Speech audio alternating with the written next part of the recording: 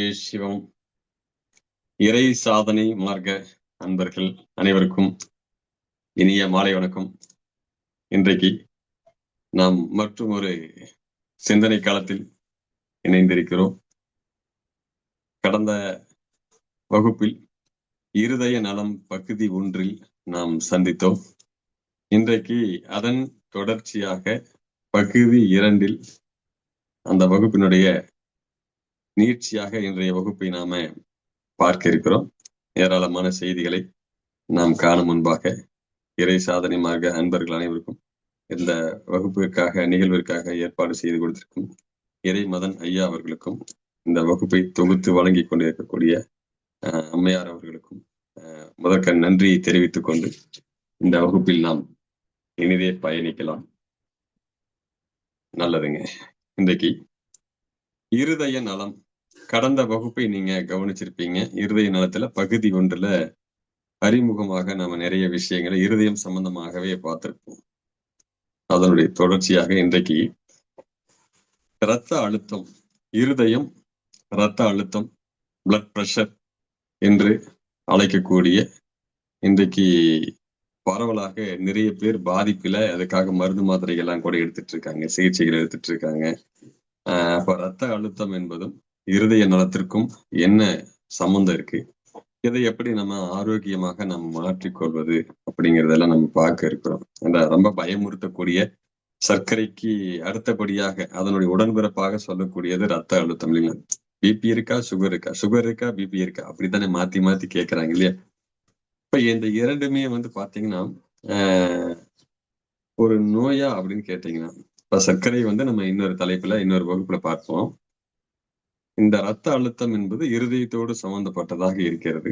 குறிப்பாக உடல் முழுவதற்குமாக இரத்தத்தை எடுத்து செல்லக்கூடிய, இரத்தத்தை சீராக செலுத்தக்கூடிய வேலையை யார் செய்யறாங்க அப்படின்னு கேட்டீங்கன்னா, அதனுடைய பம்பிங் ஸ்டேஷன். இப்ப நம்ம வீட்டுல மோட்டார் வச்சிருப்போம். கீழே இருக்கக்கூடிய தொட்டி தண்ணியை மேல டேங்க்கு ஏத்திடுவோம். டேங்க் ஏத்தினதுக்கு அப்புறம் எல்லா பக்கமும் என்ன பாத்ரூமுக்கு வரும், கிச்சனுக்கு வரும், அவுட்ரு பாத்ரூம், இந்த மாதிரி தேவைக்கான இடத்துல எல்லாம் டேப்பை திரும்பினா தண்ணி வர்ற மாதிரியான அமைப்பு செஞ்சு வச்சுக்கணும்னா என்ன செய்யணும்? மேல தண்ணீர் ஏற்றி வச்சுக்கிறோம் இல்லையா? அது போல நம்ம உடல் முழுவதற்கும் ரத்த ஓட்டம் எல்லா பக்கம் சீரா போகணும்னா அதற்காக இடைவிடாமல் 24 மணி நேரமும் இடைவிடாமல் துடித்துக் கொண்டிருக்கக்கூடிய இருதயம் தான் அதோட பம்பிங் ஸ்டேஷன். இவர் லீவு போட்டுட்டாருன்னா மொத்தமா எல்லாமே காலி, முடிஞ்சிருச்சு இல்லைங்களா? அப்போ இந்த இரத்த ஓட்டத்தின் மூலமாக செல்களுக்கு தேவையான அனைத்து சத்து பொருட்களும் போய் சேர்கிறது. அப்போ உடல் முழுவதும் எல்லா இடத்துக்குமே பாருங்க, ஏதாவது ஒரு இடத்துக்கு போகலன்னா பாத்தீங்கன்னா அந்த இடமே செயல் போயிடும், உறுப்பு அழுகி போயிடும், அந்த இடம் மரத்து போயிடும், உணர்ச்சியற்றதாக மாறிவிடும். அப்ப ரத்த ஓட்டம் எல்லா பக்கமும் போகணும், சீரா போகணும். என்ன சொல்றது, ரொம்ப வேகமாகவும் போகக்கூடாது, ரொம்ப ரொம்ப குறைவான வேகத்திலையும் போகக்கூடாது. அப்போ இது சீரான வேகத்துக்கு ஒரே மாதிரி போய் சேரணும் அப்படின்னா ரத்த அழுத்தம் என்பது தேவைப்படுகிறது. இந்த முக்கிய பங்களிப்பை யார் வழங்குறாங்கன்னு கேட்டீங்கன்னா இருதயம் வழங்குகிறது. இப்ப ரத்த நாளங்கள்ல இவர் ரத்தத்தை அனுப்புறாரு. ஏன்னா ஒரு பைப் மாதிரி இந்த தண்ணீர் வருவதற்கான குழாய்களை போல ரத்த குழாய்கள் ரத்தத்தை கடத்துவதற்காக உடல் முழுவதும் 66,000 மைல், கிட்டத்தட்ட 1,00,000 கிலோமீட்டருக்கு மேல வரும்னு வச்சுங்க, கிலோமீட்டர் கணக்குல சொல்வதாக இருந்தால். அப்ப இவ்வளவு தூரம் உள்ள ஒரு பாதைகள்ல ரத்தத்தை அனுப்புறதுக்கு இவருக்கு எவ்வளவு வலிமை தேவைப்படும், இருதயத்திற்கு தேவைப்படும். இந்த வேலை இடைவிடாமல் செய்து கொண்டு இருக்க வேண்டும். இதற்கான போசாக்கு சக்தி என்பது இருதயத்துக்கு இடைவிடாமல் இருந்துட்டே இருக்கணும். இது என்ன சொல்றீங்க, குழந்தைகள் இருந்து வயதான பெரியவர்கள் வரைக்கும் எல்லோருத்துக்குமே பாத்தீங்கன்னா அவர் உடல்வாகுக்கு தகுந்தாற் போல இது பராமரிக்க வேண்டும். இப்ப ஒரு குழந்தைக்கான ஒரு இருதய துடிப்பு என்பது பாத்தீங்கன்னா வேறு மாதிரியானது. ஒரு அதுலயே பாலப்பருவம், இளமை பருவம், முதிய பருவம் வரும்போது இந்த உடலோட நிலைமைக்கு தகுந்தாற் போல, வளர்ச்சிக்கு தகுந்தாற் போல, தேவைக்கு தகுந்தாற் போல இவருடைய பிரஷர், அழுத்தம் சொல்லுவீங்க, இந்த பிரஷரை ரெகுலேட் பண்ணி வச்சுக்கக்கூடிய வேலையும் இருதயத்தை சேர்ந்தது. அதனாலதான் என்ன சொல்றாங்கன்னு கேட்டீங்கன்னா, இந்த ரத்த அழுத்தம் என்பது இப்ப இன்னைக்கு அளவுகள் சொல்றாங்க இல்லைங்களா, 80க்கு 120 இந்த மாதிரியான இதுகளை எல்லாம் அளவீடு செய்வதற்கு முன்பாகவே நாம பொதுவா ஒரு கருத்தை புரிஞ்சுக்கணும்.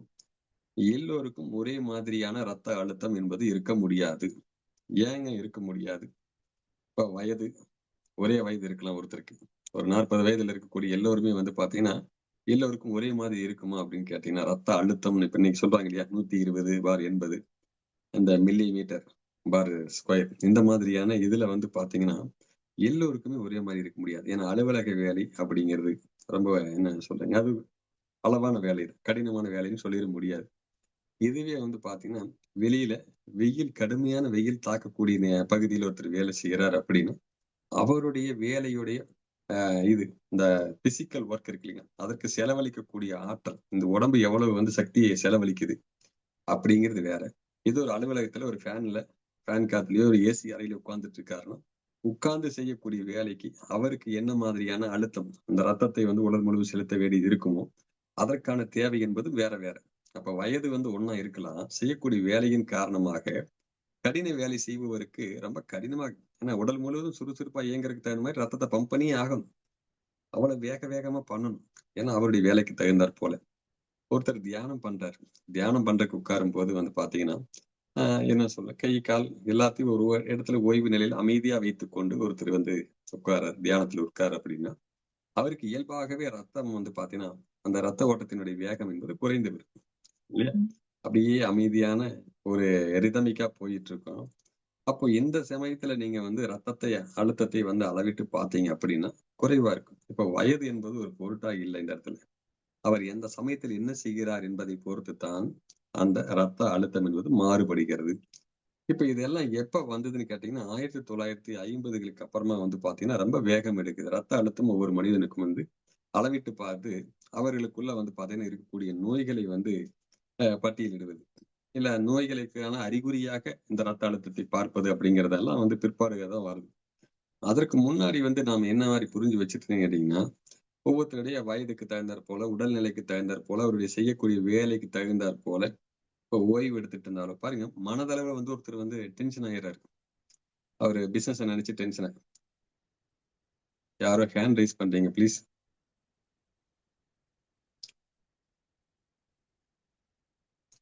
கேள்விகள் கேட்பதாக இருந்தால், வகுப்போட நிறைவில் அதற்கென்று ஒரு நேரம் ஒதுக்குவோம். ப்ளீஸ் அப்போ பார்த்துக்கலாம்.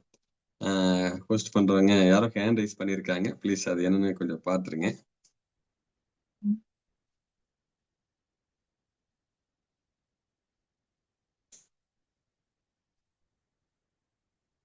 நல்லது. சரி. அப்போ இருதயம் சுருங்கி விரியும் தன்மை கொண்டது. இந்த சுருங்கி விரியறது தான் நம்ம பம்பிங்ன்னு சொல்றோம்.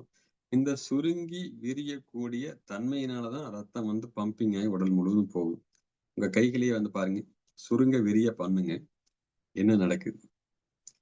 கைகளை சுருக்கும்போது ஒரு வித அழுத்தம் ஏற்படுகிறது இல்லையா? ஒரு இறுக்கத்தன்மை இந்த உள்ளங்கைகளுக்குள்ள ஏற்படுது. கைகளை விரியுங்க. ஒரு தளர்வு நிலை ஏற்படும். இந்த குறிப்பிட்ட அளவில் இருந்து பார்த்தீங்கன்னா, இந்த விகிதத்துல ஒரு ரிதமிக்கா இப்ப நீங்க கைகளை வந்து கவனமா பார்த்தீங்கன்னா, உங்களுடைய இருதய துடிப்பும் வந்து பார்த்தீங்கன்னா, ஒரு ரிதமிக்கா இது மாரி சுருங்குதல், விரிதல் நடந்து கொண்டே இருக்கனால தான், ரத்த ஓட்டம் வந்து உடல் முழுவதும் போறதும், அசுத்த ரத்தம் உடம்புக்கு திரும்ப வரும்போது, திரும்ப இருதயத்துக்கே வந்து ரத்த குழாய்கள் வழியாக இருதயத்திற்கே வந்து வால்யூம் லோவா இருக்குங்களா? வால்யூம் நல்லா இருக்கே. ஓகே. தெளிவாக கேட்கும் என்று நினைக்கிறேன்.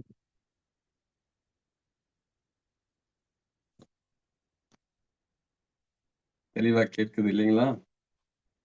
யாரோ வால்யூம் குறைவு என்று சொல்லியிருக்காங்க. ப்ளீஸ் தயவு செய்து பார்த்துருங்க. கேட்குது ஐயா தானே? யாரோ தெளிவா கேக்குதுங்க ஐயா. தெளிவா கேட்கிறது. கேக்குதுங்க ஒருத்தர் ஐயா. வந்து தெளிவா ம் வால்யூம் குறைவுன்னு சொல்லியிருக்காரு. பார்த்துக்கங்க. Okay, okay. பாருங்க. ரத்த அழுத்தம் என்பது ஒவ்வொருவருடைய வயது, அவங்க பார்க்கக்கூடிய வேலை, அந்த சமயத்துல அவங்களுக்கு இருக்கக்கூடிய மனநிலை, அதத்தான் சொல்லிட்டு இருந்தோம். பாருங்க, ஏதோ ஒரு கடுமையான மன உளைச்சல் இருக்கிறார். அன்றைக்கு அவருக்கு ஏதோ ஒரு நெருக்கடி. மனதளவுல ஏதோ ஒரு நெருக்கடி. இல்ல ஒரு நண்பர்கள வகையில வந்து அவருக்குள்ள ஒரு டென்ஷன் உருவாக்கியிருக்காங்க. கூட இருக்கிறதுனால தான் நம்மளுக்கு எப்பவுமே டென்ஷன் வரும். இல்லையா?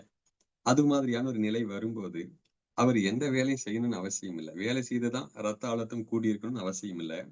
அவருக்கு மனதளவுல வந்து பார்த்தீங்கன்னா, ஏற்பட்ட ஒரு நெருக்கடி கூட ரத்த அழுத்தத்தை கூட்டும்.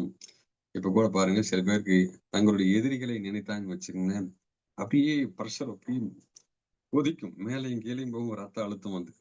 பாருங்களேன், அவன அவன பத்தி நினைச்சாலே பிரஷர் ஏறுது அப்படின்னு நெறைய பேர் இந்த டயலாக் எல்லாம் சொல்லுவாங்க, பார்த்திருப்பீங்க. அப்போ மனநிலை என்பதும் கூட ரத்த அழுத்தத்துக்கு காரணமாக இருக்கிறது. அப்படின்னா, நாம இதைய வந்து ஒரு அளவீடுகளுக்குள்ள கொண்டுட்டு வரக்கு முன்னாடி, நாம இது எதனால வந்திருக்கிறது? ரத்த அழுத்தம் நாம் இன்று குறிப்பிடுகிறோம் இல்லையா? ரத்த அழுத்தத்தை நீங்கள் அளவிட்டு, இவர் ஒரு ரத்த அழுத்தத்தினால் ஹை பிரஷர் ஹை பிரஷர் அல்லது லோ பிரஷர் இதுக்கெல்லாம் என்ன காரணங்கிறது இன்றைய வகுப்பிலே நம்ம பார்த்துருவோம்.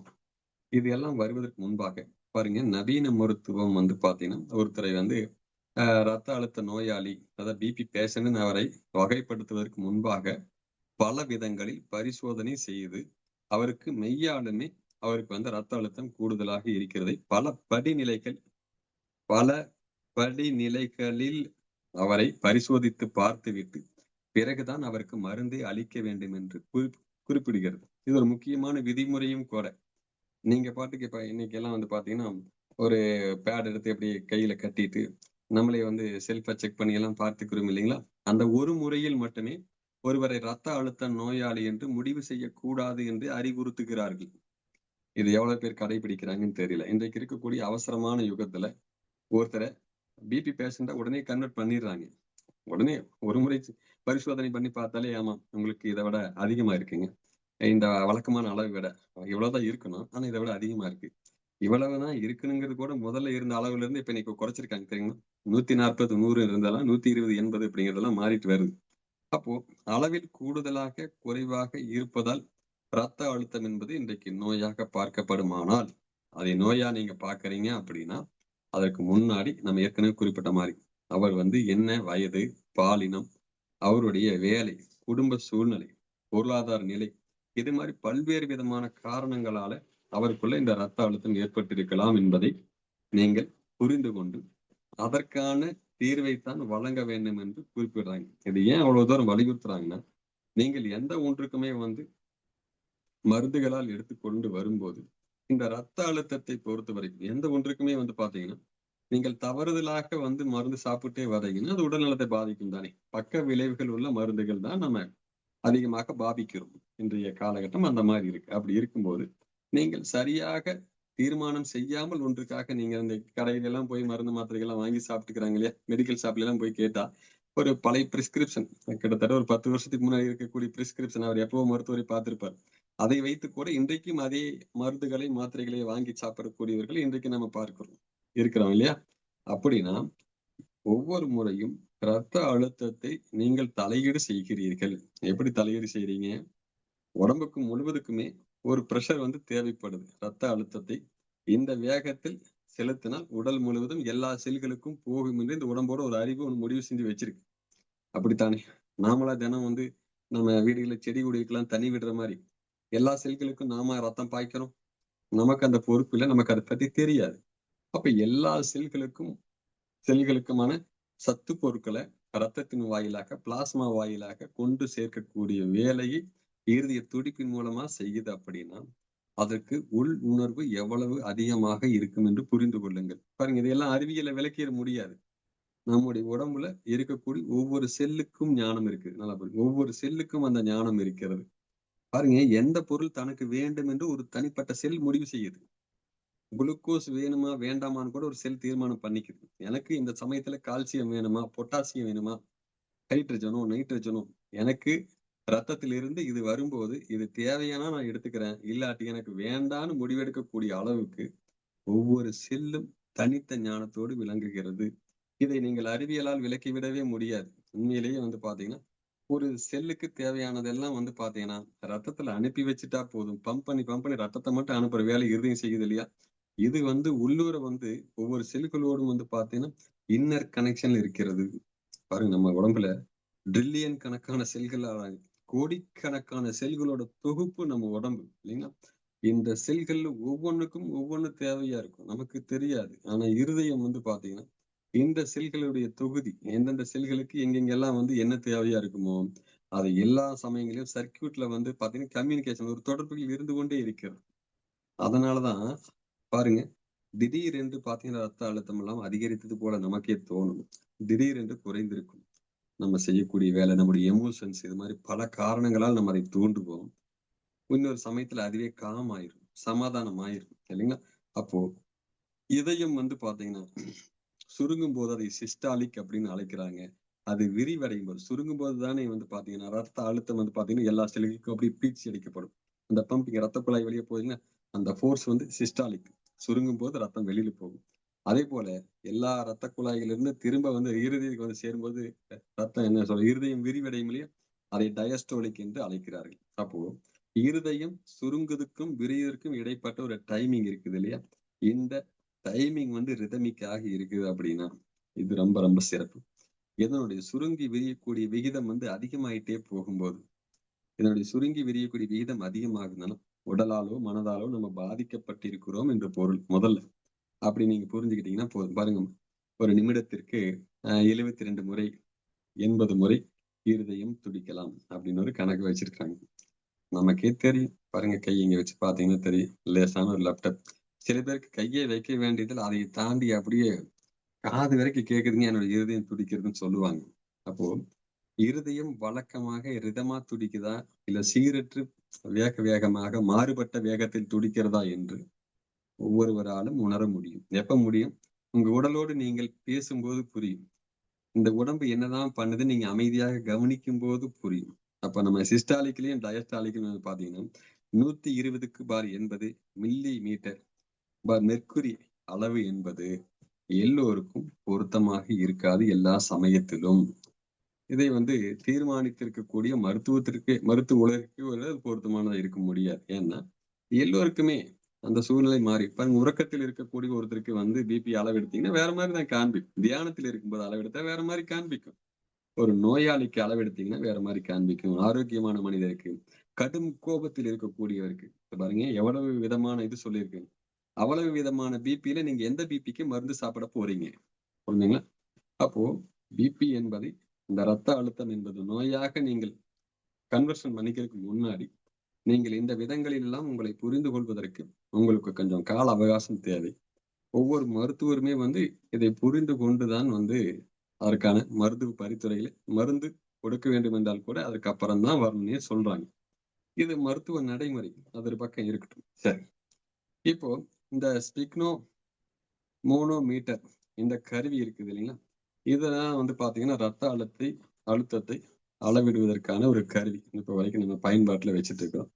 இது பாத்தீங்கன்னா ஒரு வேலை ஒரு வேலை பாத்தீங்கன்னா மிக அதிகமாக உங்களுக்கு காண்பிக்கிறது அப்படின்னு வச்சுக்கிட்டீங்க அப்படின்னா, இதற்கு பாத்தீங்கன்னா கொழுப்பு, யூரியா, கிரியாட்டினின், யூரிக் அமிலம், ஹீமோகுளோபின், தைராய்டு மற்றும் இன்ன பிற உடலியல் காரணங்கள் இருக்கலாம் என்று புரிந்து கொள்ளுங்கள். நம்ம உடம்புல அளவுக்கு அதிகமா பாருங்க கொழுப்பு அதிகமாக படிகிறதோ, யூரியா, கிரியாட்டின், யூரிக் அமிலம், தைராய்டு பிரச்சனை இருக்கிறவங்களுக்கு பாருங்க, தைராய்டு பாதிப்பு இருந்தாலுமே கூட பாத்தீங்கன்னா இந்த ரத்தத்தின் அழுத்தத்தின் அளவு கூடும். இந்த உடம்பு தேவையான அளவுக்குத்தான் பாத்தீங்கன்னா ஒரு அழுத்தத்தை பராமரிக்கும். இப்ப நம்ம உடம்பு இந்த பிஎம்ஐக்குள்ள எல்லாம் போயிடாதீங்க. நமக்கு என்னன்னா எதையாவது ஒண்ணு சொல்லும் போது இந்த பிஎம்ஐ எல்லாம் வச்சிருக்காங்க இல்லைங்க, அதன் பிரகாரம் உடம்பு வச்சுட்டா இந்த ரத்த அழுத்தம் சம அளவுக்கு வந்துருமா?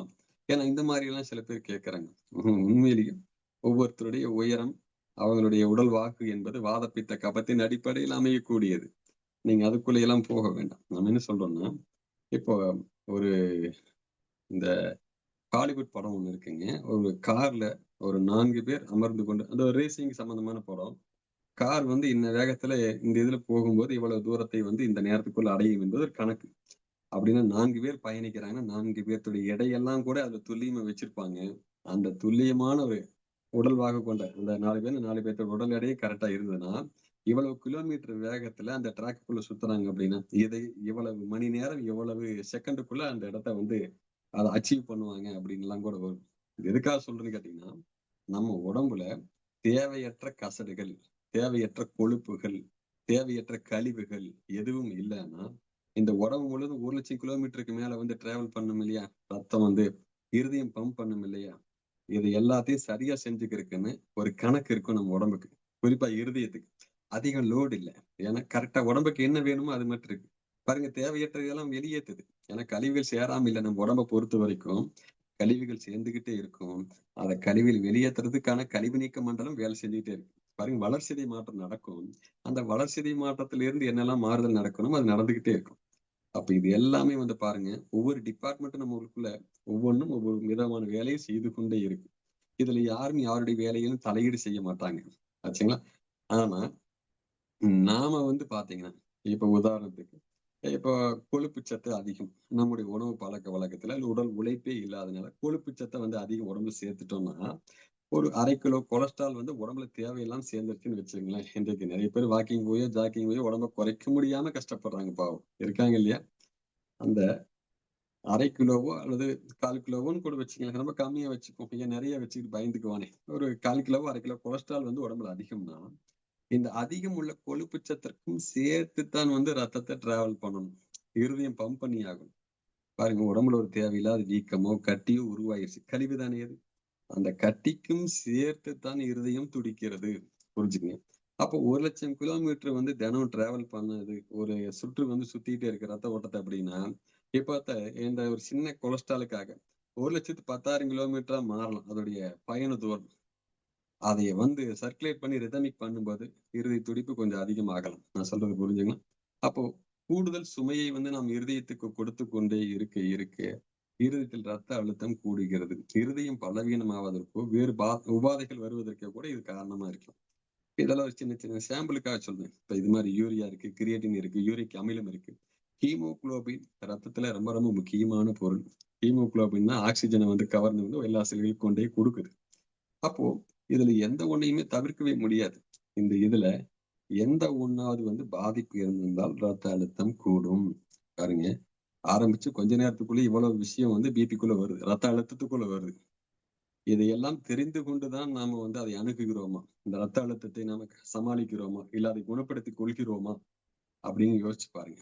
அப்போ நாம ஒரு வேளை இந்த ரத்த அழுத்தம் வந்து தொடர்ந்து ஒருவருக்கு நல்லா புரிஞ்சுக்கங்க. இவ்வளவு படிநிலைகளை கடந்து ஒருத்தருக்கு பரிசோதனை எல்லாம் பண்ணி, ரத்த அழுத்தத்தினோட அளவு குறையவே இல்ல. பாருங்க மனநிலையில, உடல் உறுப்புகளுடைய செயல்பாடுகள்ல, கழிவுகள் தேக்கத்துல இது மாரி எந்த ஒண்ணுலயோ வந்து நீங்க பிபி எதனால தான் அதிகமாயிருக்குது அப்படின்னு நீங்க கண்டறிய முடியவில்லை என்றால், அடுத்த கட்டமா பாருங்க. எக்ஸ்ரேவோ, இசிஜியோ அதே மாரி வேறு பல பரிசோதனைகளோ வந்து அதற்கு அப்புறமாகத்தான் பரிந்துரைக்கணும். இது எல்லாம் முடிச்சுட்டு, நீங்க ஒருத்தர் பிபி பேஷண்ட்ன்னு ஒருத்தர் தீர்மானிக்கிறதுக்கு முன்னாடி இவ்வளவு வேலைகள் இருக்குங்க. இவ்வளவெல்லாம் முடிச்சுட்டா தான் நீங்க ஒரு இன்னொன்னு பேஷண்ட்ன்னு தீர்மானிக்கிறது முக்கியமே கிடையாது. பாருங்க, நாய்க்கு பேர் வைக்கிறதே அதுக்கு சோறு வச்சியான்னு நாகேஸ்வர படத்துல கேட்பாரு இல்லையா? அது மாரி நம்ம ஒருத்தர் பேஷண்ட்ன்னு குறிப்பிடுறத விட, அவருடைய அந்த ரத்த அழுத்த பிரச்சனையை சரி செய்வதற்கு நாம் என்ன செய்கிறோம்? அதற்கு என்ன வழிமுறைகள் நாம் கொடுக்கிறோம்? ஏன்னா வாழ்நாள் முழுவதும் ஒருத்தர் மருந்தே சாப்பிட்டு இருக்கலாமா? அது எவ்வளவு உபாதைகளை கொடுக்கக்கூடியது இல்லையா? அப்போ இது எல்லாம் கடந்து தான் வந்து பார்த்தீங்கன்னா, நாம ரத்த அழுத்தத்தை நம்ம பார்க்க வேண்டியதா இருக்குது. அடிப்படையில் நம்ம உடம்புல ஒவ்வொரு தசைகளுடைய அசைவுகள், ஒவ்வொரு தசைகளுடைய அசைவு, உடல் முழுவதும் இருக்கக்கூடிய ஒவ்வொரு செல்களிலும், உறுப்புகளிலும் ஏற்படக்கூடிய மாற்றத்திற்கு தகுந்தாற் போல, இந்த வார்த்தை ரொம்ப முக்கியம். ஒவ்வொரு தசைகள், உடல் இயக்கம், ஒவ்வொரு செல்லுல கூட ஏற்படக்கூடிய மாற்றம், இதை பொறுத்து எல்லாமே வந்து பார்த்தீங்கன்னா, ரத்த அழுத்தம் என்பது மாறும். சரிங்களா? அதுக்கப்புறம் நாம் இன்றைக்கு வந்து பார்த்தீங்கன்னா, உப்பு நிறைந்த உணவுகள், மசாலா உணவுகள், அதேபோல குளிர்பானங்கள், அதாவது என்ன சொல்றேங்க, ரசாயனங்கள் நிரம்பிய, சாக்கரை நிரம்பிய கார்பனேட்டட் பானங்கள், இதையெல்லாம் நிறைய சாப்பிடும்போது, எதனாலும் வந்து பார்த்தீங்கன்னா, ரத்த அழுத்தம் வந்து அதிகரிக்கிறது. இதற்கப்புறம் நாம வேற ஒரு காரணத்துக்காக வந்து பார்த்தீங்கன்னா, மருந்து சாப்பிட்டு இருக்கோம். உதாரணத்துக்கு இப்ப சர்க்கரைக்காக ஒருத்தர் மருந்து சாப்பிட்டு இருக்காரு. சர்க்கரை பாதிப்புக்காக அப்படின்னா, அதுவுமே வந்து பார்த்தீங்கன்னா, ரத்த அழுத்தத்தை அதிகரிக்கிறதுக்கான காரணங்கள் உண்டு. வேறு எந்த ஒரு காரணத்துக்காகவும் நீங்கள் மருந்து, மாத்திரை எடுத்துக்கிட்டா கூட, அது எந்த இடத்துல வந்து பாதிப்பு ஏற்படுத்துன்னு கேட்டீங்கன்னா, ரத்த அழுத்தத்தை ஒரு சீரான ரத்த அழுத்தம் உடம்புக்குள்ள போகணும் இல்லையா? ஒரு பிரஷர் மெயின்டெயின் பண்ணணும் இல்லையா உடம்புல? அந்த மெயின்டெனன்ஸ வந்து தடை செய்யக்கூடிய வேலையைத்தான் இந்த மருந்துகள் அனைத்துமே செய்கிறது.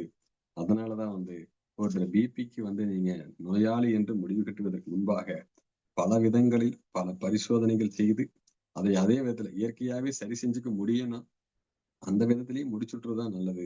முடிந்த வரைக்கும் மருந்துகள் பக்கம் வராமல் இருப்பதுதான் நல்லது. சரி, இப்ப வந்து மெயினான விஷயத்துக்கு வந்துடலாங்க. இப்ப குறைந்த ரத்த அழுத்தம், லோ பிபி அப்படின்னு இருக்கு இல்லைங்களா? லோ பிபி வர்றதுக்கு காரணம் என்ன? பாருங்க, பிபி இயல்பாகவே ரத்த அழுத்தம் என்பது இயல்பாக நம் உடம்புக்கு எவ்வளவு தேவையோ இருதயம் பார்த்து மெயின்டைன் பண்ணியிருக்கு. உடம்புடைய அறிவு அதை தக்க வைத்துக் கொள்கிறது. உச்சந்தலையிலிருந்து உள்ளங்கால் வரைக்கும் எல்லா இடத்துக்குமே எவ்வளவு ரத்த அழுத்தம் தேவை என்பதை உடம்பே தீர்மானிக்கிறது. அதை சரி செய்து கொள்கிறது. இதுக்கு இடையில நாம வந்து பரிசோதனை இல்லாமயே கூட சில பேருக்கு வந்து பாத்தீங்கன்னா, ஏங்க பிபி எல்லாம் பார்க்காம அசால்ட்டா விட்டுறாதீங்க. சர்க்கரை பார்க்காம அசால்ட்டா விட்டீங்கன்னா பிற்பாடு வந்து பெரிய நோயா மாறும். இப்படி எல்லாம் சொல்றோம் இல்லைங்களா? அப்படி எல்லாம் சொல்றாங்க இல்லையா? என்ன காரணம்னு கேட்டீங்கன்னா, இவர்கள் வந்து பாத்தீங்கன்னா, இவர் ஒரு அளவீடு வைத்திருப்பார்கள். அது குறைந்த ரத்த அழுத்தம் என்றோ அல்லது அதிகப்படியான ரத்த அழுத்தம் என்றோ ஏதோ ஒண்ணு இருக்கலாம். இப்ப குறைந்த ரத்த அழுத்தம் அப்படின்னா அது ஏன் வருது முதல்ல? ஏன்னா எந்த ஒன்றை பார்த்து ஏன்னா ஒரு பேரை கேட்டாலே பயந்துக்க கூடாது முதல்ல. இல்லைங்களா? ஒரு நோய் என்பதற்கு 1000 காரணங்கள் இருக்கலாம். இருக்கலாம் இல்லையா? ஒவ்வொரு மருத்துவமும் அதற்கு பலவிதமான காரணங்களை சொல்லும். நோய் நாடி நோய் முதல் நாடி அது தணிக்கும் வாய் நாடி வாய்ப்பச் செயல். அப்போ ரத்த அழுத்தம் என்பது ஒரு நோயாக இருக்குமானால் அதற்கான காரணம் என்று ஒன்று இருக்கும் இல்லையா? பொதுவா 2 வகையாத்தான் வகைப்படுத்துறாங்க. ஒன்று லோ பிபி இல்ல ஹை பிபி. ஒரே ரத்த அழுத்தம், அதிக ரத்த அழுத்தம் அல்லது உயர் ரத்த அழுத்தம். இல்லையா? அப்ப இந்த 2 வகையான பாதிப்புகளில் ஏதாவது ஒன்றில் ஒருவர் வகைப்படுத்தப்படுகிறார் என்றால் குறைந்த ரத்த அழுத்தம், அதாவது லோ பிபி அப்படின்னா என்ன? அதுக்கான காரணம் என்ன அப்படிங்கிறத நம்ம பார்த்துடலாங்க. இப்ப குறைந்த ரத்த அழுத்தம் அப்படின்னு வரும்போது வந்து பாத்தீங்கன்னா, இது பெரும்பாலும் யாருக்கு வருகிறது அப்படின்னு கேட்டீங்கன்னா, ரொம்ப ரொம்ப பலவீனமானவர்கள். மிக பலவீனமானவர்னு யாரைங்க சொல்லுவோம்? பார்த்தாலே ரொம்ப அனிமிக்கா இருக்காருங்க. ரொம்ப வீக்கா இருக்காருங்க. காத்தடிச்சா காத்துலயே போயிருவாரு போல் இருக்குங்க. அந்த மாதிரி எல்லாம் சில பேர் சொல்றோம் இல்லைங்களா? உடல் பலவீனமானவர்கள், நோய் எதிர்ப்பு சக்தி குறைந்தவர்கள் என்று அதை நீங்க புரிஞ்சுக்கலாம். நோய் எதிர்ப்பாற்றல் என்பதே உடம்புல வந்து பாத்தீங்கன்னா பெருமளவு இருக்காது. என்ன சொல்றது? அவர்களை பார்த்தாலே நீங்கள் கண்டுபிடிச்சிடலாம். ரொம்ப சோகைங்கிறது ஞாபகம் வருது. ரத்த சோகை இருக்கு இல்லைங்களா? ரத்தம் குறைவா இருந்திருக்கிறது, அனிமிக்கா இருக்குது. சத்துக்கள் வந்து ரொம்ப பற்றாக்குறையா இருக்கிறது.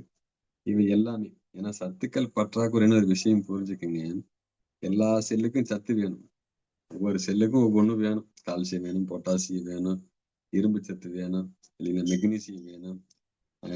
அதே மாதிரி நுண் சத்துக்கள், விட்டமின்கள் இது மாதிரி பலதும் தேவை இருக்கு.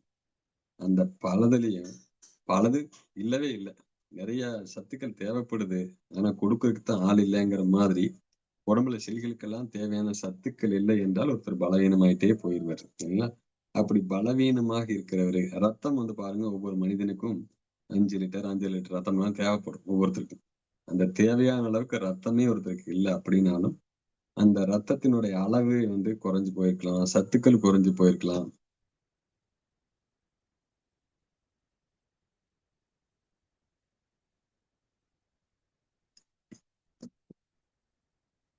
பாருங்க, உடல் முழுவதுக்கும் சத்துக்கள் வேணும். எல்லா இடத்துக்கும் சத்து பொருளை கொண்டே சேர்க்கணும். இருதயம் துடிச்சா ரத்தத்தின் மூலமாக பம்ப் பண்ணப்பட்டு எல்லா செல்களுக்கும் போய் சேரும். எல்லா செல்லுக்கும் சத்து வேணும்னா இருதயத்துக்கும் அந்த சத்து வேணும் இல்லையா? இப்ப இருதயத்துக்கே வந்து பாத்தீங்கன்னா ஏன்னா இருதயம் செல்களால் கட்டமைக்கப்பட்டது தானே. இப்ப எல்லா செல்களுக்கும் சத்துக்கள் போகும்னா ரத்த குழாய்கள் வழியாக இருதயத்தை சுற்றியும் அமைந்திருக்கக்கூடிய ரத்த குழாய்கள் வழியாக இருதயத்துக்கான தேவையான சத்துக்களும் வந்து சேரும் இல்லையா? பாருங்க, எல்லா இதற்கும் தேவையான சத்து பொருளை கொண்டு வழங்கக்கூடிய ஒருத்தருக்கு அவருக்கான சத்து பொருள்களை நிறைவேற்றிக் கொள்வதற்கு அவருக்கும் அதே சத்துக்கள் தேவைப்படுது. ஆனா இல்ல. பேங்க்லயே இல்லைங்கிற மாதிரி. இங்க கையிருப்பிலேயே இல்ல. அப்படி இருக்கும்போது உடல் முழுவதும் பலவீனமாகும் போது இருதயம் பலவீனமாகும் இல்லையா? அப்ப இருதயம் பலவீனமாக இருக்கும்போது பலவீனமான துடிப்பின் மூலமாக அதோட மெதுவான துடிப்பு மிக மிக மெதுவா நடக்கும். அப்படியே போகும். உடல் முழுவதுக்குமான ரத்த ஓட்டமே ஏதோ போகுது அப்படிங்கிற மாதிரி இருக்கு. அப்போ குறைய ரத்த அழுத்தம் இவர்களுக்கு வந்து பாருங்க மயக்கம், சோர்வு, அதிகமான வியர்வை. இந்த வியர்வையை வந்து பாருங்க, வெளிப்புற சூழ்நிலையிலிருந்து வியர்வை துவாரங்கள் வழியாகவாவது பிராணனை வந்து உள்ளே எடுத்துக் கொள்வதற்கு உடம்பு முயற்சிக்கிறது. ஏன்னா பஞ்சபூதங்களால் ஆனது தானே இந்த உடம்பு. அப்படின்னா இந்த உடம்பை வந்து எந்த விதத்திலேயாவது வந்து மீட்டுக் கொள்வதற்காக செய்யக்கூடிய ஒரு முயற்சி வந்து பாத்தீங்கன்னா, லோ பிபி சமயத்துல பாருங்க, சில பேருக்கு திடீர்னு மூர்ச்சி ஆயிடுவாங்க, மயக்கமாவாங்க, வியர்வை வரும். அந்த மாதிரி சமயங்கள் எல்லாம் நடக்கக்கூடியது வந்து பாத்தீங்கன்னா, சத்து குறைபாடு என்பது இந்த குறை ரத்த அழுத்தத்துக்கு காரணம் என்பதை நீங்கள் புரிந்து கொள்ளுங்கள். சரிங்களா? அதுல வந்து என்ன வச்சிருக்காங்கன்னு கேட்டீங்கன்னா, 90 இருக்கு இல்லைங்களா? 90, 70, 80 இவங்களோட அளவீட்டுல வந்து 90க்கும் கீழேயெல்லாம் வரும்போது அது வந்து குறை ரத்த அழுத்தமாக பார்க்கப்படுகிறது. அப்போ சத்துக்கள் குறைபாடு நிவர்த்தி பண்ணிட்டா போதும். அப்படித்தானே? பாருங்க, ரத்தம் குறைவான அளவு இருக்கு அப்படின்னா ரத்தத்தின் அளவை அதிகரிப்பதற்கான உணவு முறைகள் நிறைய இருக்கு இல்லைங்களா? அப்ப அதுல எந்த ஒண்ணாவது இயற்கையான வழிமுறைகளை நாம பின்பற்றி ரத்தத்தின் அளவை அதிகரித்துக் கொள்ள முடியும். பாருங்க, இரும்பு சத்து குறைவு என்பது ரத்தத்தை குறைச்சிடும். இரும்பு சத்து தேவையான அளவுக்கு ஒரு உடம்புல இருக்குன்னா ரத்த உற்பத்தி அதிகமாக இருக்கும். ஹீமோகுளோபின் அதிகமாச்சுன்னா ரத்தம் தேவையான அளவுக்கு வந்துடும். அப்போ இந்த விதத்துல புரிஞ்சுக்கிட்டீங்கன்னா, குறை ரத்த அழுத்தம் என்பது ஒரு பெரிய ஒரு நோயாக இல்லை. நோயாக மாற வேண்டிய அவசியம் இல்லை. இன்னொன்னு என்னன்னு கேட்டீங்கன்னா, சில பேர் வந்து பாத்தீங்கன்னா, உப்பே சேர்க்கவே மாட்டாங்க. ஏன்? உப்பு சேர்த்தா பிபி அதிகமாயிரும் அப்படின்னு அவங்களுக்கு அறிவுரை சொல்லியிருப்பாங்க. இப்ப உப்பு சேர்க்கலைன்னா, சிறுநீரகம் அப்படிங்கிற ஒரு உறுப்பு உப்பு சுவை இருந்தால்தான் சிறப்பா வேலை செய்யும். நீங்கள் உப்பு சுவையவே குடுக்கல அப்படின்னா, அவருக்கான கரண்டே வந்து உப்புலதான் கிடைக்குது. அப்ப அந்த உப்பு சுவை இல்லாத ஒரு உணவு, உப்பே சாப்பிடாமயே ஒருத்தர் இருக்கிறாரு அப்படின்னா, காது முதலில் அடைத்துக் கொள்ள ஆரம்பிக்கும். பாருங்க, உப்பு போட்டு சாப்பிட்டா காதை நல்லா கேட்கும்னு சொல்லுவாங்க இல்லையா? இப்போ உப்பை வந்து வலிய ஒருத்தர் சேர்க்காம போறாரு அப்படின்னா, உப்பின் சுவை மட்டும் உடம்புக்கு கிடைக்காம போகல. அது சார்ந்த சிறுநீரகத்துடைய செயல்பாட்டை குறைச்சிடுறாரு. சிறுநீரகத்துக்கும் இருதயத்திற்கும் சம்மந்தம் இருக்குங்க. புரியுதுங்களா? இப்ப சிறுநீரகம், அதுல இருக்கக்கூடிய சிறுநீரகத்துக்கு மேல இருக்கக்கூடிய ஒரு தொப்பி சுரப்பின்னு ஒண்ணு இருக்குங்க. அட்ரீனலின் அப்படின்னு பேரு. அந்த அட்ரீனலின் அப்படிங்கிற அந்த சுரப்பி, அந்த தொப்பி சுரப்பி இருதயத்தோடு நேரடியாக தொடர்பு கொள்ளக்கூடியது. அந்த உயிர் பயம் அப்படின்னு சொல்லுவாங்கல்ல, உயிர் காக்கும் நடவடிக்கை ஒரு உயிருக்கு ஆதாரமானது. குறிப்பா மனிதர்களுக்குள்ள வந்து பாத்தீங்கன்னா, மனித குலத்திற்கு தேவையான அளவுக்கு ஒரு பிரஷர் வந்து வழங்கி கொண்டே இருக்கு. ஆபத்து காலங்கள்ல உதவி செய்யக்கூடியது எல்லாமே வந்து பாத்தீங்கன்னா, சிறுநீரகத்தில் இருந்து கிடைக்கக்கூடிய சக்தி என்பது முக்கியமானது, அபாரமானது. இது எப்ப தேவையோ அந்த அட்ரினலின் சுரப்பியிலிருந்து சிக்னல் போகும்போது, இருதயம் தன்னுடைய துடிப்பை அதிகப்படுத்துவாரு. எல்லா செல்களுக்கு சக்தி வந்து அதிகமாகும். ஒரு பயத்துல வந்து பாருங்க, ஒரு நாய் துரத்துன்னு ஒருத்தர் ஓடுறாரு அப்படின்னா, அட்ரினல் வந்து அதிகமா சுரக்கும். உடனே வந்து சர்க்கரை வந்து குளுக்கோஸ் அளவு வந்து ரத்தத்துல அதிகமாகும். எல்லாம் ஏன் அதிகமாகுதுன்னா, இருதய துடிப்பு அதிகமானதுனால, ரத்தத்தில் வேக வேகமாக எல்லா செல்களுக்கும் அந்த சக்தி போய் சேர்ந்திருக்கிறது. அப்போ அவ்வளவு ஒரு நுணுக்கமான தொடர்பு 2 பேத்துக்கும் இருக்கு. எது? இருதயத்துக்கும், சிறுநீரகத்துக்கும். இப்போ பலவீனம் ஆயிட்டே வர்றாங்க அப்படின்னா, உப்புச்சுவை இவருக்கு குறைஞ்சு போச்சு. இவரு பலவீனம் ஆயிட்டாருன்னா, இவரு இங்கிருந்து சிக்னலிங் சிஸ்டம் வந்து இருதயத்துக்கு பாஸ் பண்ண முடியாது. அங்க பாஸ் பண்ணாலுமே வந்து பாத்தீங்கன்னா, இருதயத்துல ஏற்கனவே பலவீனமாவே இருக்கிறாரு. அப்போ ஒருத்தர் பலமா இருந்தாலாவது இன்னொருத்தருக்கு உதவி செய்ய முடியும். நம்ம உடம்புல இருக்கக்கூடிய இந்த ராஜ உறுப்புகள் எல்லாமே வந்து பாத்தீங்கன்னா, ஒன்றுக்கொன்று தொடர்பில் உள்ளவை. அறிவியல் ரீதியாக இன்னுமே வந்து அ இது விவரிக்க முடியாத ஒரு முக்கியமான ஒரு விஷயங்கள் இதெல்லாம். நம்ம உடம்புக்குள்ள நடந்துட்டு இருக்கக்கூடிய முக்கியமான விஷயம். அப்போ இவையெல்லாம் புரிந்து கொள்ளாமல் நாம் வெறும் அளவுகளில் மட்டுமே இது குறைந்த ரத்த அழுத்தம், இது அதிகமான ரத்த அழுத்தம் நம்ம கணக்குல வச்சுக்கிறோம். இல்ல அதுக்காக மருந்து சாப்பிடுறோம்னா, மேலும் வந்து பலவீனமாகும். நோய் வந்து பெரிதுதான் ஆகும். சரிங்களா? பாருங்க, ரத்த அழுத்தத்தை குறைப்பதற்காக மருந்து சாப்பிட துவங்கி லோ பிபில போய் முடிஞ்சவங்க எல்லாம் நிறைய பேர் இருக்காங்க இல்லையா? அப்போ ரத்த அழுத்தத்தை சரியாக புரிந்து கொண்டீர்கள் என்றால், உப்புச்சுவையை நீங்க நிறுத்த மாட்டீங்க. பாருங்க, பிபி பேஷண்ட்டுக்கு உப்பு போடக்கூடாதுன்னு எல்லாம் சொல்லி வச்சிருக்காங்க. அப்ப ரத்த அழுத்தத்திற்கும் உப்புக்கும் என்ன சம்பந்தம்? நல்லா பாருங்க. ரத்த அழுத்தத்தை அதிகரிக்கக்கூடிய வேலையை வந்து உப்பு செய்து விடுமானால், அளவாக பயன்படுத்தினால் ரத்த அழுத்தம் அளவாக இருக்கும் தானே? புரிஞ்சுதுங்களா? அப்ப ரத்த அழுத்தம் அளவாக இருப்பதற்கு அப்ப தேவையான அளவுக்கு உப்பு சேர்க்கலாம்னு அதுலயே ஒரு மறைபொருளான ஒரு செய்தியும் இருக்குது இல்லையா? அப்ப நாம் இதை இந்த விதத்தில் புரிந்து கொள்ளாமல் நாம் தவறுதலாக புரிந்து கொள்வதனாலேயே பாத்தீங்கன்னா உயர் ரத்த அழுத்தமோ குறை ரத்த அழுத்தமோ பாதிக்கப்படுகிறோம். சரி, இது எல்லாமே குறை ரத்த அழுத்தத்திற்கான காரணங்க. சரிங்களா? இந்த குறை ரத்த அழுத்தம் வரும்போதுதான் சொன்ன பாத்தீங்கன்னா பார்வை மங்கற மாதிரி இருக்கும், தலை சுத்தல், மயக்கம், அதிகப்படியான வியர்வை, பின் கழுத்து வலி, இது எல்லாமே பாத்தீங்கன்னா குறை ரத்த அழுத்தம், அதாவது லோ பிரஷர் குறை ரத்த அழுத்தம் ஏற்படுவதற்கான காரணிகளாக இருக்கிறது. சரிங்களா? இதை எப்படி சரி செய்யலாம் என்பதை நம்ம அடுத்து பார்க்கலாம். அதுக்கடுத்து உயர் ரத்த அழுத்தம் என்பதை நம்ம பார்த்துடலாம். இதய துடிப்பு அதிகரிக்குது இல்லைங்களா? இதய துடிப்பு அதிகரிக்கும் போது என்ன நடக்குது? எல்லா இதுக்கும் பாத்தீங்கன்னா வேகமான செயல்பாடுகள். ரத்தத்தினுடைய வேகம் அதிகரிக்கும். இருதயம் வேகமா துடிக்கும் போது எல்லா செயல்பாடுகளும் சீக்கிரமாக முடுக்கி விடப்படுகிறது இல்லையா? இதய துடிப்பு அதிகரிப்பினுடைய அடுத்த இது என்னன்னு கேட்டீங்கன்னா, அடிக்கடி சிறுநீர் கழிக்கக்கூடிய ஒரு பாதிப்பு யாருக்கெல்லாம் இருக்குதோ பாருங்க. சர்க்கரை நோயாளிகளுக்கு மட்டும்தான் அடிக்கடி சிறுநீர் கழிக்கணும்னு அவசியம் இல்லை. ஏன்னா எல்லாருமே அடிக்கடி யூரின் போயிட்டு இருக்குதா, ஒரு சர்க்கரையா இருக்கலாமோ அப்படின்னு நினைச்சுக்கிறாங்க. உண்மையிலேயே சர்க்கரை பாதிப்பு மட்டும் அல்ல, இந்த ரத்த அழுத்தம் பாதிப்பாக இருந்தாலும் பாத்தீங்கன்னா அடிக்கடி சிறுநீர் கழிக்கக்கூடிய ஒரு பாதிப்பை அறிகுறியாக காண்பிக்கும் அப்படிங்கிறத புரிஞ்சுக்குங்க. ஹை பிபி என்னெல்லாம் பாதிப்பை ஏற்படுத்தும் அப்படிங்கிறத பார்த்தலாங்க. 2 முக்கியமான விஷயங்கள் இருக்கு. உயர் ரத்த அழுத்தம் ஏற்பட்டுச்சுன்னா அது என்ன பாதிப்புகளை உண்டாக்கும்? நான் ஏற்கனவே சொன்னேன், பல விதங்களை புரிஞ்சுக்கிட்டோம்னா இந்த ரத்த அழுத்தம் என்பது எப்படி வேலை செய்யுது, ரத்த அழுத்தத்தினால் நடக்கக்கூடிய தன்மைகள், உடம்புக்குள்ள இயற்கையா நடக்கக்கூடிய தன்மை என்ன பார்த்துட்டோம். எதைய நாம தவறுதலாக புரிந்து கொண்டு இல்ல அதை சரி செய்யாம போகும்போது உடம்புடைய நீண்ட கால பாதிப்பாக மாறிவிடும் போது அதுதான் நோய் இல்லைங்களா? இப்போ ரத்த அழுத்தத்தை எளிமையான விதத்தில் நாமளே சரி செஞ்சுக்கலாம். ஆனால் உயர் ரத்த அழுத்தம் பல விதங்களில் தொடர்ந்து இருந்து கொண்டே இருக்கிறதுனால ஒவ்வொருத்தருக்கும் தானே கூட உணர்ந்து கொள்ள முடியும் இல்லைங்க. கொஞ்ச நாளைக்கு கொஞ்சம் ஹை பீட்ல தான் இருக்கு, இருதயம் அதிகமாக துடிப்பை நான் உணர்கிறேன். என்ன காரணம் என்று பல காரணங்கள் இருக்கலாம். நமக்கே அதை சரி செய்து கொள்ளக்கூடிய வழிமுறைகள் பலதும் இருக்கலாம். இருந்தாலும் இந்த ஹை பிபி உயர் ரத்த அழுத்தத்தினுடைய பாதிப்புகள் என்ன ஆகும் அப்படின்னு கேட்டீங்கன்னா, முதலாவது விஷயம் இந்த ரத்த நாளங்கள் இருக்குல்ல, ரத்த குழாய்கள் உடல் முழுவதும் 1,00,000 கிலோமீட்டருக்கு பரவி இருக்குது இல்லைங்களா? இந்த ரத்த குழாய்களில் அதிகமான பிரஷர் போய் ரத்தம் போகும்போதெல்லாம் போய் போய் அடிக்குது இல்லைங்களா?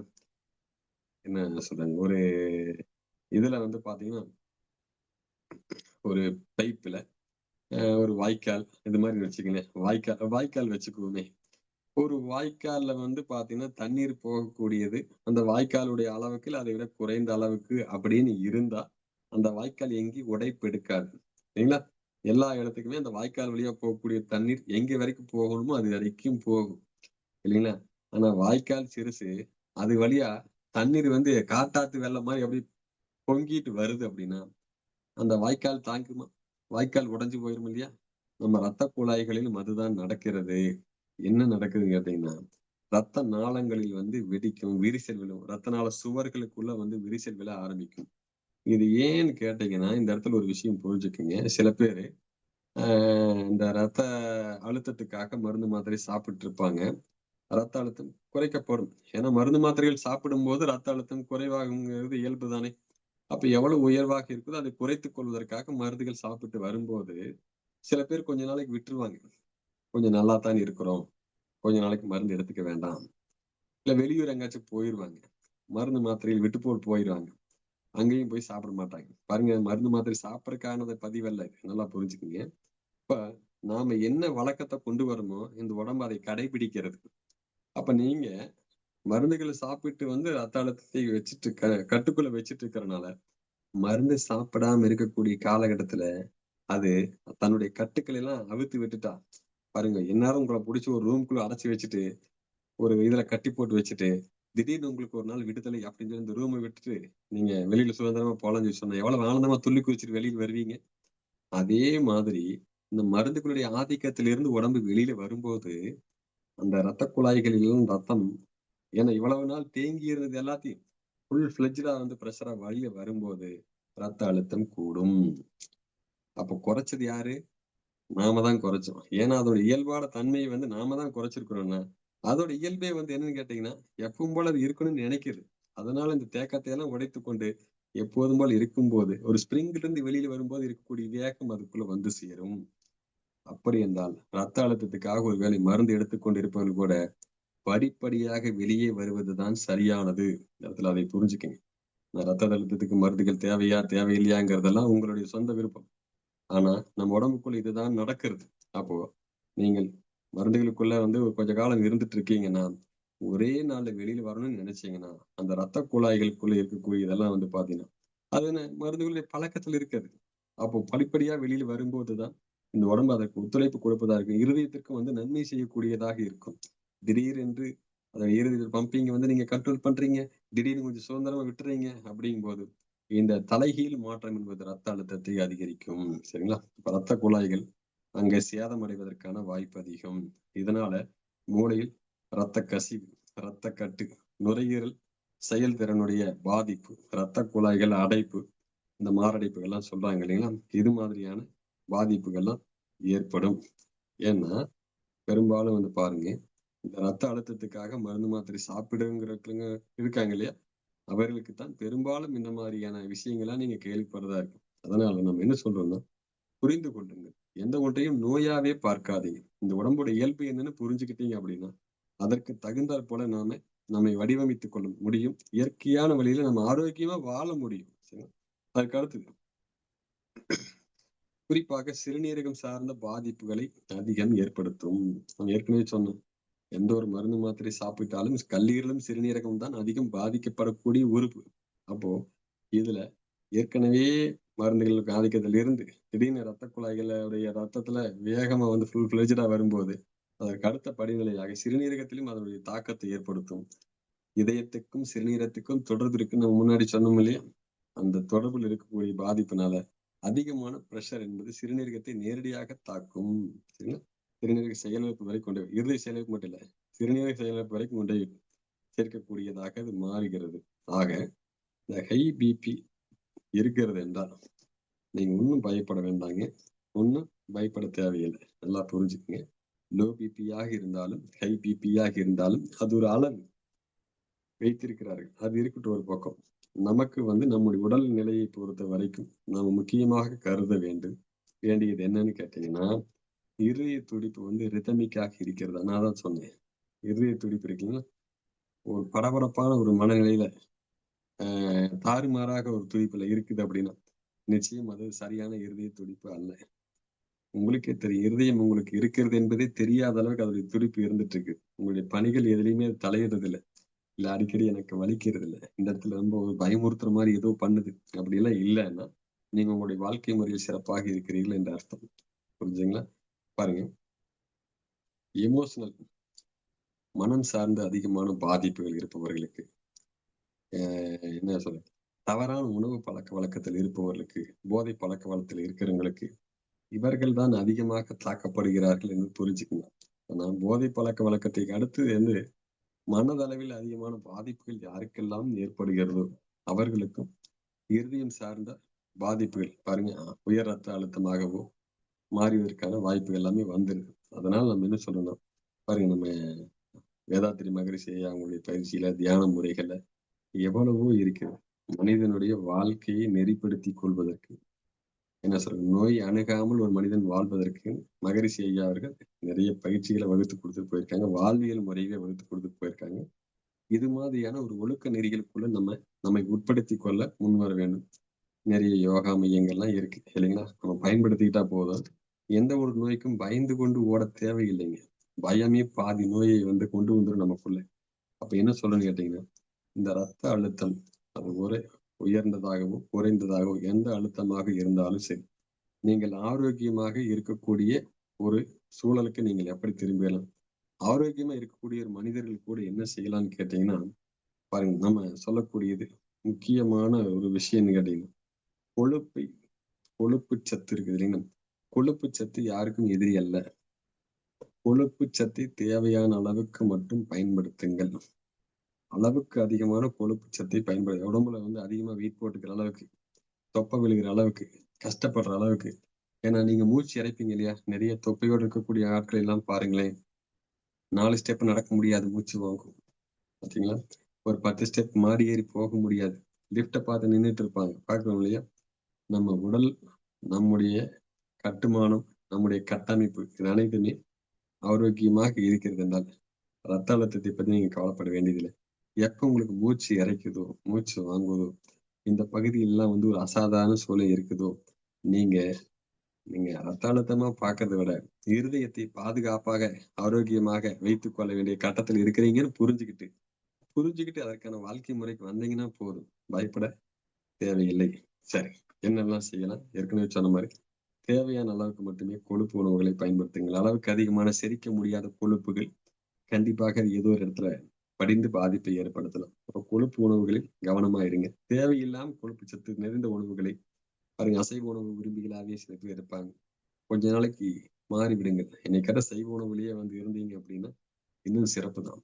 சரிங்களா? அதுக்கப்புறம் உப்பின் சுவை இருக்கு இல்லையா? உப்பு, கல் உப்பு. கல் உப்பின் சுவை நல்லது. கல் உப்பை வந்து தேவையான அளவுக்கு பயன்படுத்துங்க. மிகுந்து பயன்படுத்தினீங்க அப்படின்னா ரத்த அழுத்தத்தை கூட்டும். பயன்படுத்தாம விட்டுட்டீங்கன்னா ரத்த அழுத்தம் குறையும். புரியுதுங்களா? அப்ப உப்பின் சுவையை வந்து தேவையான அளவுக்கு நீங்க பயன்படுத்துங்க. அதே போல வந்து பாருங்க, தியானம் பயிற்சி செய்யுங்க. எவ்வளவு நேரம் வேணாலும் தியானத்துக்காக நீங்க நேரம் ஒதுக்கலாம். உங்கள் வாழ்க்கையே தவமாக மாற்றிக் கொள்ளுங்கள். தவ வாழ்க்கை வாழுங்க. எந்த நோயும் உங்கள அணுகாது. நிறைய பயிற்சிகள் இருக்குங்க. நிறைய குருமார்கள் இருக்கிறாங்க.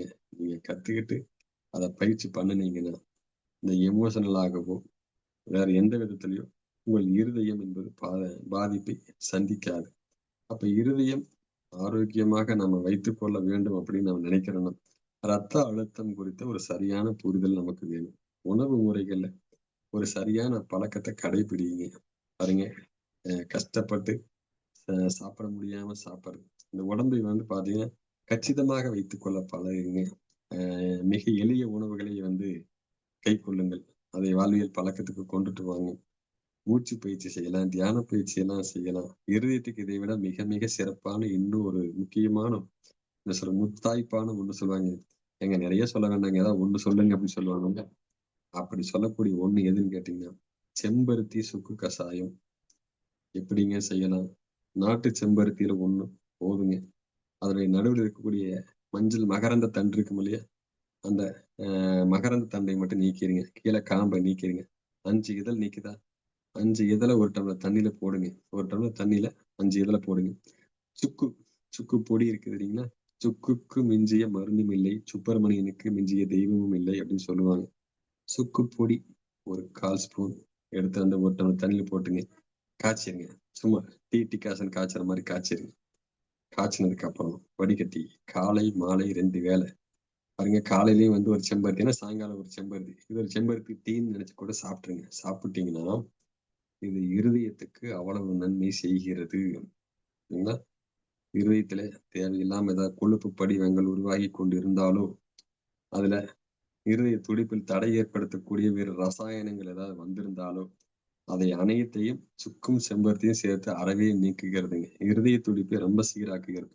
ஒருவேளை நீங்கள் உயர்வான ரத்த அழுத்தத்திலோ அல்லது குறைந்த ரத்த அழுத்த பாதிப்புகளிலேயோ எதுல வந்து நீங்க இருக்கிறீங்க, இப்ப மருந்துகளே சாப்பிட்டு இருக்கிறீங்க அப்படின்னா கூட, நான் திரும்பவும் சொல்லக்கூடியதுதான். ஒரு நாள்ல மருந்து மாத்திரைகள் நிறுத்தாதீங்க. நிறுத்தக்கூடாது. படிப்படியா நிறுத்தலாம். அதுக்கு உங்களுடைய இருதயம் மீண்டும் பலமான நிலைக்கு வர வேண்டும். மீண்டும் பலமான நிலைக்கு வரும்போது உங்களுக்கே தெரியும். அதனுடைய அளவுகளை நீங்க குறைச்சுக்கிட்டே வரலாம். உங்க மருத்துவருமே வந்து பார்த்தீங்கன்னா, அதற்கான ஆலோசனைகள் அவர்ட்ட டிஸ்கஸ் பண்ணீங்கன்னா, குறைச்சுக்கிறதுக்கான வழி சொல்லுவாரு. அப்படி செய்துட்டு வந்தீங்கன்னா தான் நல்லதே தவிர, ரத்த அழுத்தத்தை பத்தின ஒரு சரியான புரிதலை வந்து ஒவ்வொருவரும் கொள்ள வேண்டும். ரத்தம் அழுத்தம் என்பது பயந்து ஓட வேண்டிய ஒரு வியாதி அல்ல. அது வியாதியே அல்ல. உடம்புக்கு தேவையான சீரான ரத்த அழுத்தம் என்பது ஒவ்வொருவருக்கும் அவசியமான தேவை. அது அந்தந்த காலகட்டத்துக்கு போல நாமே புரிந்து கொண்டு, இருதயத்தோடு இணக்கமாக ஒரு நண்பனாக இருந்தால் போதுமே தவிர, அதை பார்த்து பயப்பட தேவையில்லை. ரத்த அழுத்தம் ஒவ்வொருவருக்கும் தேவையான அளவு இருக்க வேண்டிய ஒன்று. அன்பே சிவம்.